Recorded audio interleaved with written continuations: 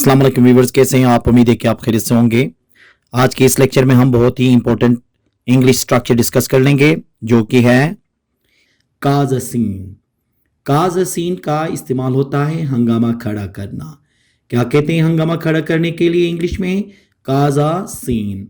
अब इसका फार्मूला क्या होगा देखें, पहले सब्जेक्ट, फिर उसके बाद काजा सीन, फिर अदर वर्ड्स। अब ये जब टेंसेस चेंज हो जाएंगे तो क्या होगा, हेल्पिंग वर्ब इस्तेमाल होगा।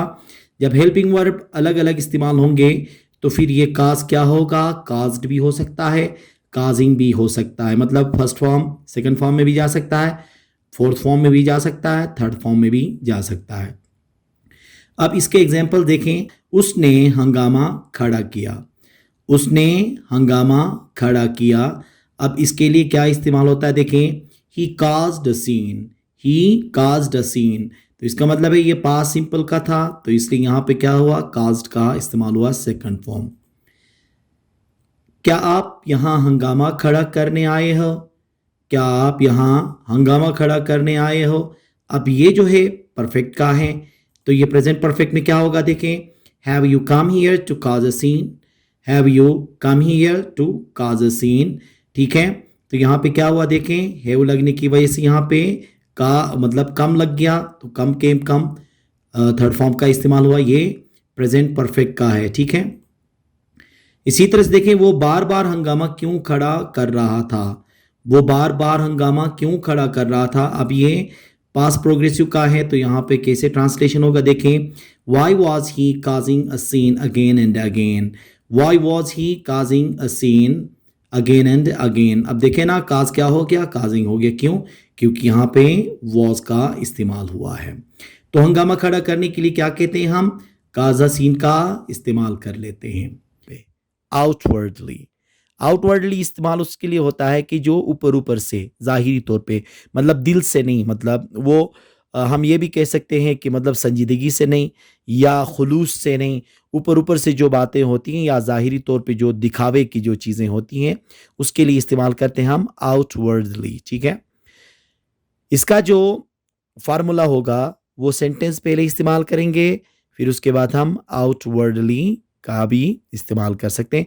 या आउटवर्डली कभी कभार क्या होता है दरमियान में भी आ सकता है, जैसे कि वो जाहिरी तौर पर खुश है, वो जाहिरी तौर पर खुश है, इसका मतलब है कि वो दिल से खुश नहीं है, सब कुछ क्या है, दिखावा है।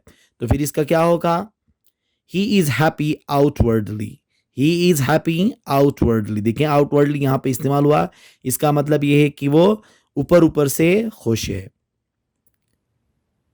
मैं जानता हूं वो जाहिरी तौर पर मुस्कुरा रहा है, मैं जानता हूं वो जाहिरी तौर पर मुस्कुरा रहा है। अब इसको ये भी कह सकते हैं कि मैं जानता हूं या मुझे मालूम है वो ऊपर ऊपर से मुस्कुरा रहा है, मतलब दिल से नहीं मुस्कुरा रहा है।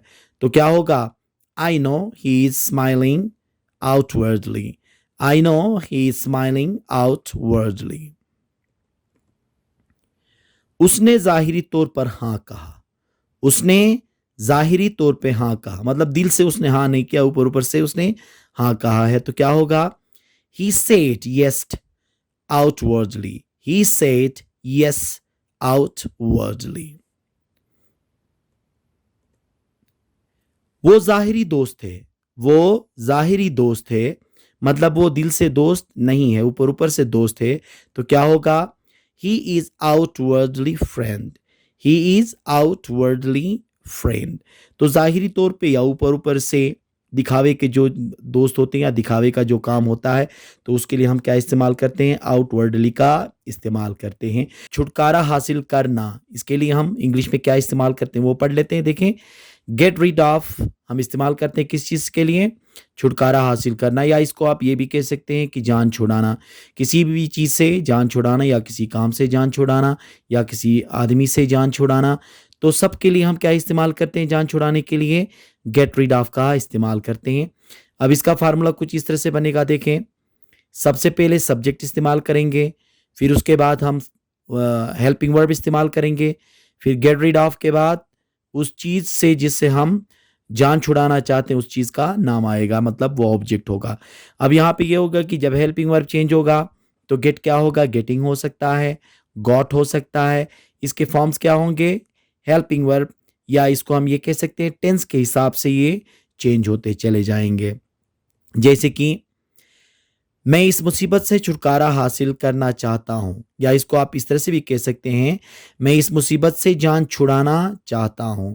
अब इसका इंग्लिश तर्जुमा होगा I want to get rid of this trouble. I want to get rid of this trouble. वो आपसे छुटकारा हासिल करना चाह रहा है, वो आपसे छुटकारा हासिल करना चाह रहा है, या वो आपसे जान छुड़ाना चाह रहा है। अब इसका होगा देखें he is getting rid of you. He is getting rid of you. यहां पे मैंने कहा था ना कि गेट क्या हो गया, इसकी वजह से गेटिंग में चला गया, मतलब आईएनजी फॉर्म हमने इस पे इस्तेमाल किया। आप इन मुश्किलात से जान नहीं छुड़ा सकोगे। आप इन मुश्किलात से जान नहीं छुड़ा सकोगे।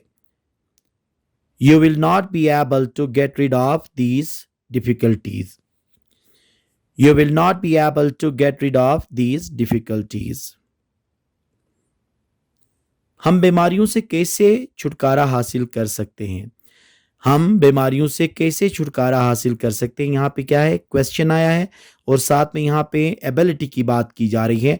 तो यहाँ पे हम क्या करेंगे, ऑक्सिलरी वर्ब की जगह में मॉडल ऑक्सिलरीज का हम इस्तेमाल कर लेंगे। जैसे कि how can we get rid of diseases.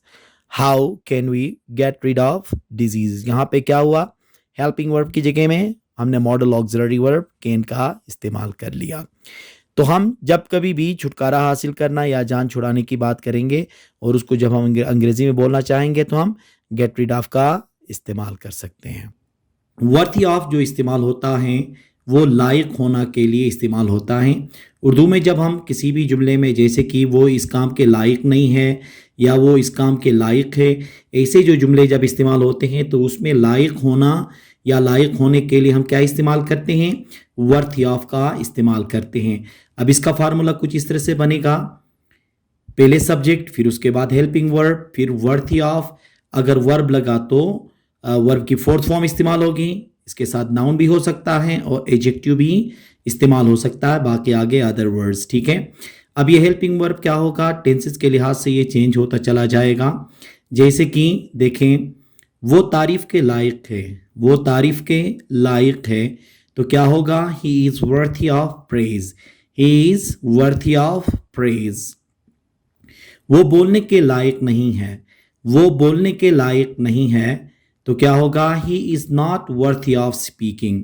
He is not worthy of speaking. देखे ना, जब हमने कहा था अगर वर्ब इस्तेमाल होगा तो क्या होगा, वहां पे आपने आईएनजी का इस्तेमाल करना है। इसी तरह से देखें, आप इम्तिहान पास करने के लायक नहीं थे। आप इम्तिहान पास करने के लायक नहीं थे।